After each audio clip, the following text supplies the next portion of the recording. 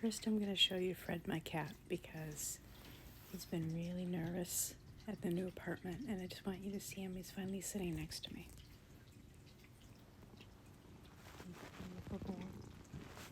Yeah. Hi.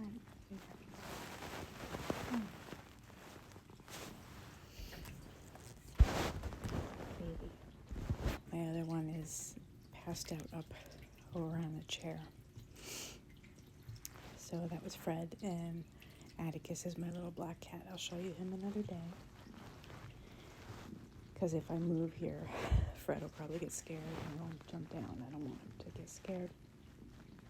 He's having some trouble adjusting. So, anyway, oh my God, look at me. I'm going downhill pretty fast. I don't know. I don't know where my hair's at, washing wise. I don't know. I know I've bathed in the last couple days, but yeah, I'm not well. Today I kind of had like I spiraled. I had a really bad meltdown, and it was again one of those times where I considered calling crisis, but then I started thinking about the last time I called. Well, they were, so concerned about what insurance I had, and it just made me mad, and I just didn't have the patience to deal with that. Again, I couldn't deal with one more person caring more about money than people's lives, That seems to be the way of the world. Anyway, I was feeling very frustrated because I still hadn't heard from ECT. I went through a lot to try to get in touch, and I was just about to completely be like, forget it, I'm not doing it. And, well, I'm just alarmed at how bad I look right now. Just petting my boy here. And so I have trouble making decisions, problem solving, and it's part of why I went out of work early, long before ECT was scheduled to start, because it was getting where I was having trouble. Yeah, in HR, you're constantly making decisions. You're making decisions ethically. You're making decisions legally. You're making decisions sometimes that involve the safety of employees. And it was getting where I wasn't able to kind of compute. My brain just it's not firing on all cylinders right now. And so beyond thinking of calling my primary care for some help to get in touch with the ECT people, I wasn't sure what else to do. I tried calling the hospital's outpatient department again, who kept referring me back to the same phone number that no one was picking up at. And my sister actually reached out, and she suggested calling their inpatient department. I called their inpatient department. The woman there was totally rude. She referred me back to the main line at the hospital, so I called the main line of the hospital, and that guy actually finally said, no, the ECT people should be there, transferred me to this other woman, and I said, I don't know who this other woman is, and explained to me that the person that was the contact all this time in the ECT department actually is not even there anymore. They never bothered to transfer her emails to someone new or check her voicemail. I had no other contact information, and when I Googled ECT for this particular place, her phone number would come up, and that was the only number I had. So, they took down my information, and another woman called me back, this woman, Christine, and she said to me, I was so happy when I saw your name, and I was wondering why, and Christine was the same woman that did, when I did TMS years ago, she was the technician that did TMS, and now she does the ECT. She took over for the woman that left the department. So she was really sweet, and she remembered me, and she answered my questions, and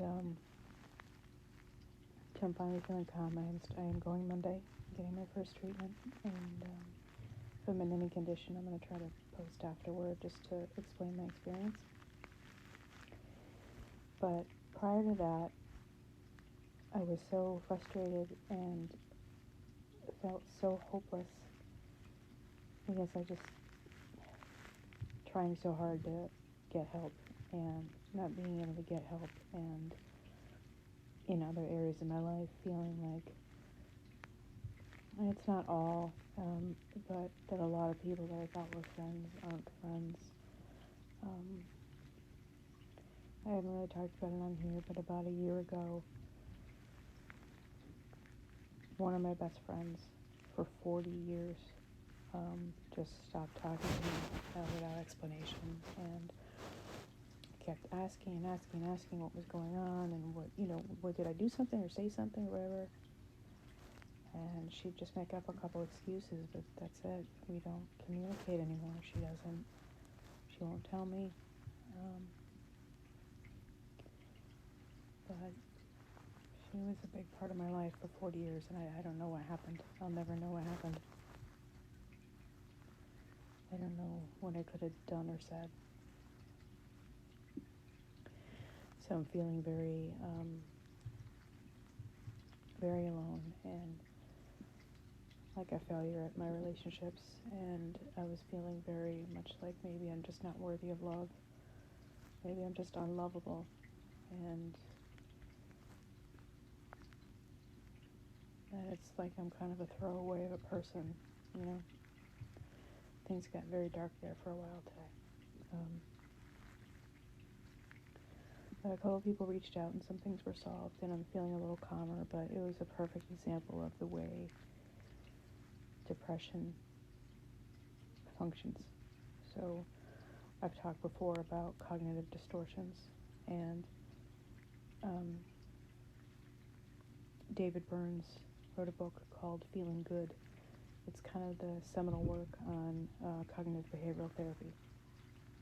It's a very famous book, and he identifies all these distortions that people with depression tend to do in their head. And I probably did about 6 or 7 of those distortions today, where I had concluded that I'm nothing. No one cares about me. No one loves me. That I have no worth, no value. And it sounds dramatic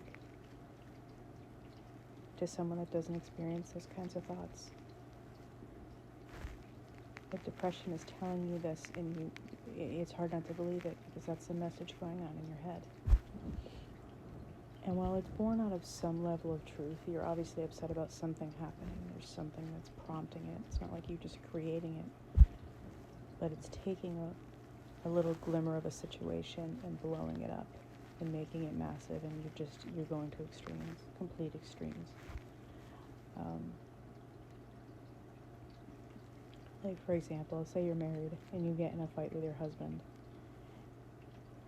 It's like concluding that, okay, you had a fight with your husband, right? And then it's you concluding suddenly that he never loved you, the whole marriage is a sham, it's over. Like you're taking something that was like this big and making it this big, and that's what I do in my head. So it's taking some frustrations I've been having and making it like this.